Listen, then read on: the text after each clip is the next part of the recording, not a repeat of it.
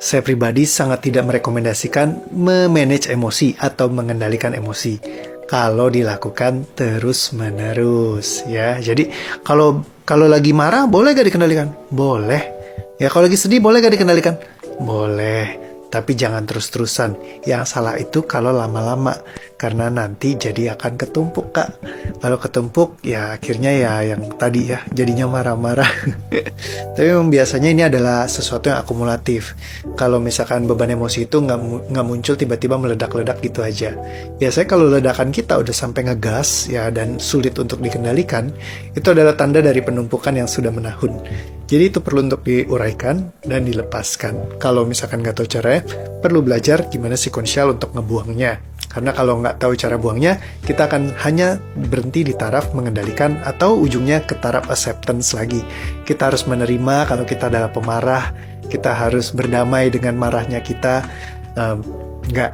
Beban emosi itu jangan sampai berhenti di stage of acceptance, tapi kita harus belajar untuk masuk berpindah ke stage of liberation. Stage of liberation adalah titik kebebasan sempurna dari beban emosi yang terus menghantui dalam kehidupan kita. Jadi sepenuhnya kita terbebaskan. Nggak lagi harus accept atau nerima keadaan yang sebenarnya kita nggak mau. Dalam hati kita itu bertentangan gitu ya. Karena hati nurani kita sebenarnya tidak suka dengan segala keadaan ini. Ataupun dengan semua beban emosi yang ada. Pengennya hilang, tapi kita diharuskan untuk menerima.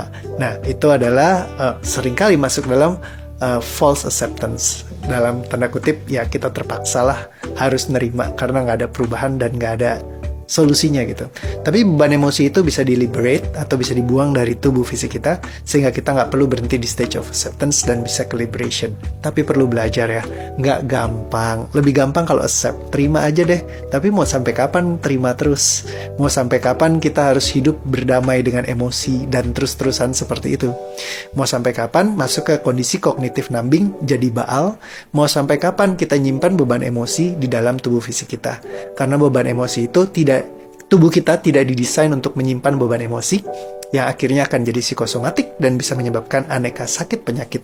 Kalaupun tidak, bisa menyebabkan sesuatu yang silent, meledak-ledak tanpa kita sadari, yang bikin hidup kita jadi uring-uringan tanpa kita ketahui apa permasalahannya.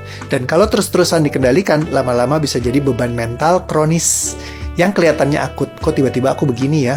Padahal sebenarnya itu adalah sesuatu proses yang kumulatif, jangka panjang, karena kebiasaan untuk dikendalikan atau dipendam terlalu lama.